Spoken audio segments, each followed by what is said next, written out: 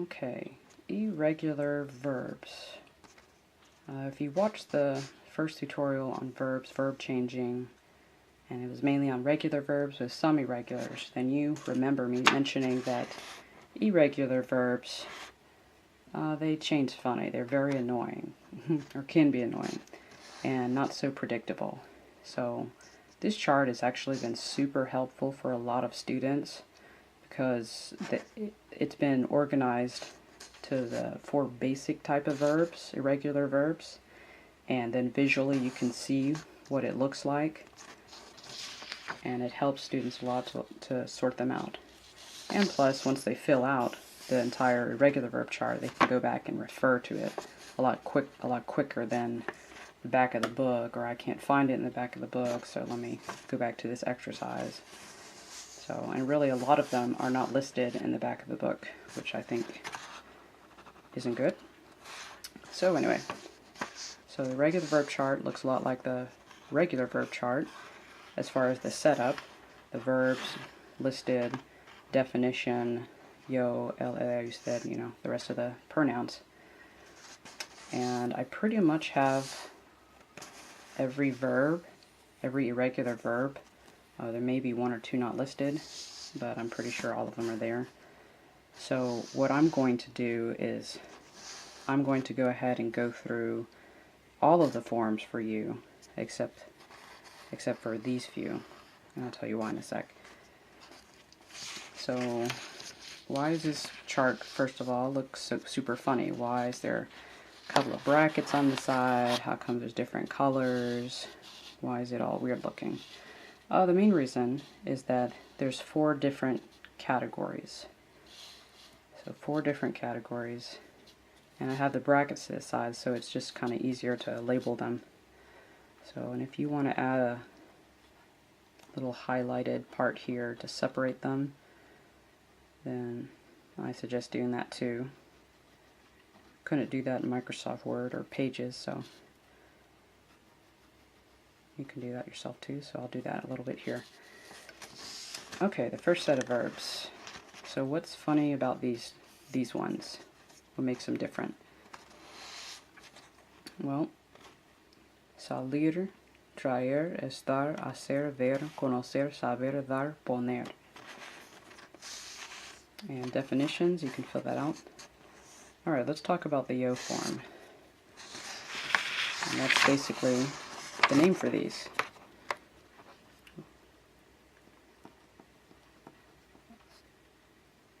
And these aren't any official names. This is something that I kind of came up with.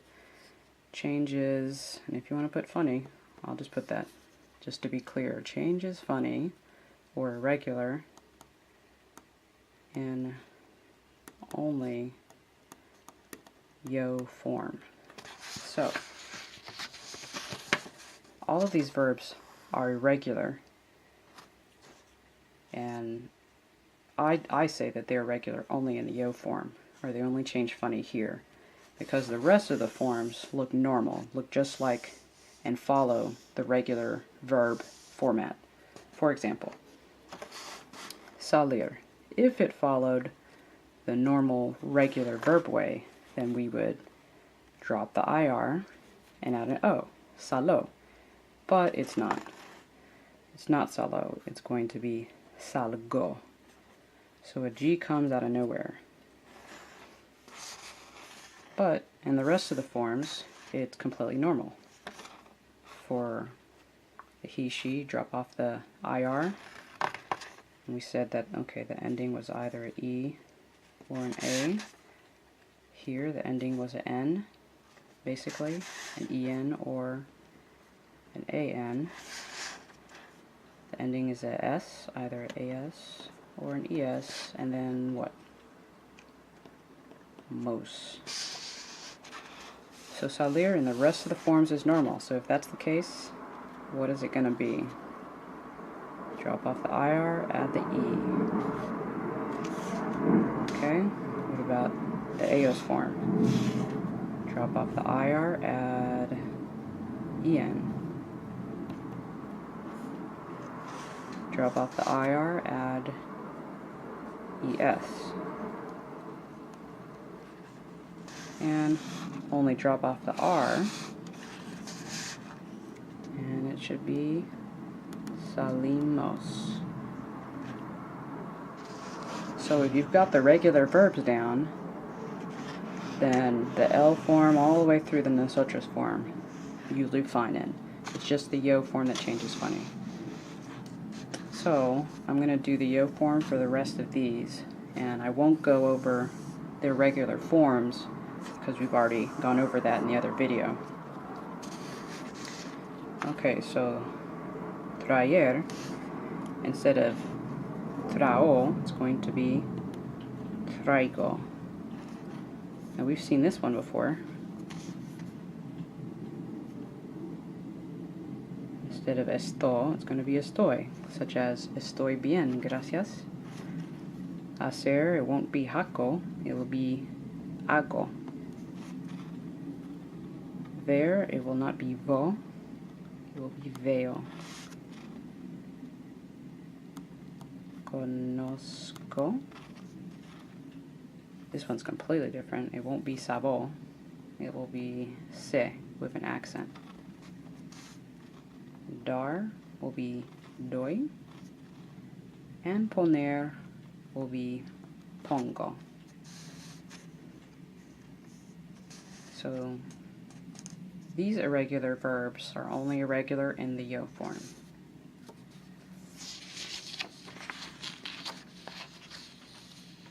Now what's up with these verbs? These verbs, I would say that they change funny in all of their forms. So I'm just going to put that. All forms are irregular, or funny. I like to say funny, or weird. So what I mean is that, for instance, ir, which means to go, changes into voy in the yo form. So voy looks nothing like the infinitive. So you just look at the verb forms, and it's hard to remember what the infinitive looks like because it looks completely different. So it looks funny in all of the forms because it's not similar to the infinitive as much. Alright, so I'll go ahead and give you all these. It's going to be voy. The he form, it's going to be va. Then van. Vas. Then vamos. So it changes funny, but notice how it still will have the same endings as regular verbs at the very end of it. So it have a,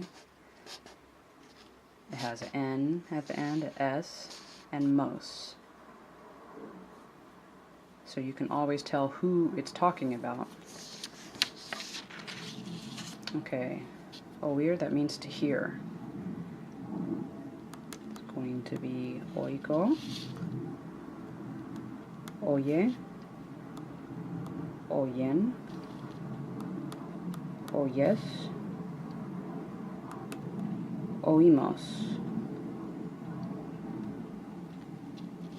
This one looks like a regular verb because it looks just like that, but I still put it in this category because that's where it goes best. Ser, just like estar, it means to be, but they're different in uses. So soy, like soy de Alabama. The he form is es.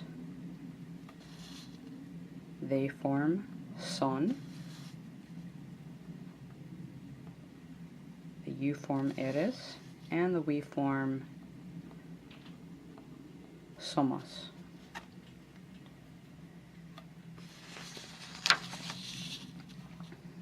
Okay, jugar and dormir. These are called UE verbs, and you should have seen these, or at least one of these, dormir, in the other video if you watched it. So these change these have a UE added to it in every single form except the nosotros form. So we can say UE, even though it's already there, we can you can title it UE or UE in all forms but nosotros, however you want to label it, but UE would probably be the best, even though it's there. Okay, so instead of jugo, it will be juego. So the U that's already in jugar, you'll add that E right behind it. Okay, so he plays is juega. They play juegan. You play juegas. Then in a nosotros form, there's no UE, so it's just like a regular verb. Jugamos. Okay, dormir. The UE will replace the O. So the yo form, duermo. The L form, duerme. The ellos form, duermen. The tú form, duermes. And the nosotros form, it's normal, it's regular. So just drop off the R and add mos, dormimos. And again, notice that you can distinguish who's it talking about. Is it talking about they, we, I, by just looking at the last letter, basically.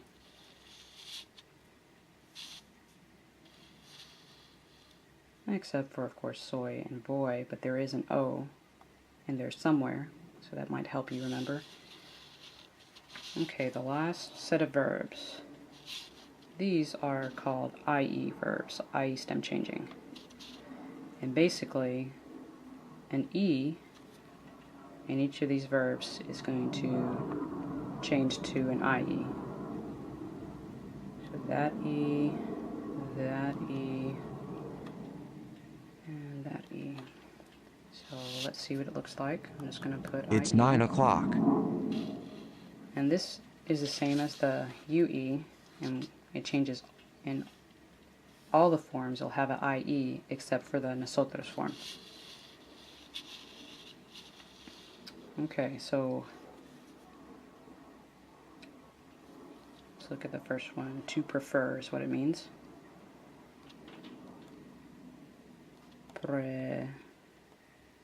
Here's the IE, prefiero. So instead of prefero, following normal regular verb format, it's going to be prefiero. Next one, it won't be quiero, it will be quiero. Like back in the day, yo quiero Taco Bell. I want Taco Bell.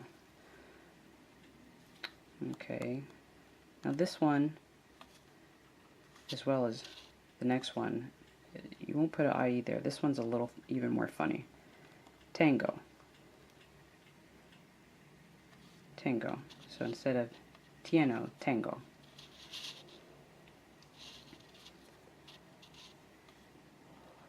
And then vengo. These two are like brother and sister. They're exactly the same in every single form. The only difference is one has a T and one has a V. And plus they mean two different things, to have and to come. Alright, so let's look at the rest of preferir.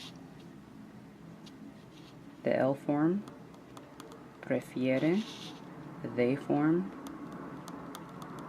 prefieren. The tú form, prefieres. And then it looks regular in the nosotros form, so preferimos. querimos. Alright, let's look at querer, or to want. The L form, quiere. They form, quieren. To form, quieres. And then it's normal looking in the yo form, so queremos. Tengo in the L form, tiene. The ellos form, tienen. The to form, tienes. And it's normal in the nosotros form, so tenemos. So it looks just like this form, so viene in the L form, vienen in the ellos form, vienes in the to form, venemos in the nosotros form. So again, it looks like a little bit of work, and some people may be like, well, I have no time to do this. It is well worth taking the time to practice, and you can fill out a couple of these, have me check it. It is well worth the effort because verbs, both regular and irregular, and changing these verbs are the hardest thing in Spanish 1. And if you can master it, then you should definitely do well in the class. You'll definitely pass. So I highly recommend that you practice using the chart, and once you have it correctly filled out, you can easily just refer to it if you can't remember off the back of your head what a form looks like. So that's it.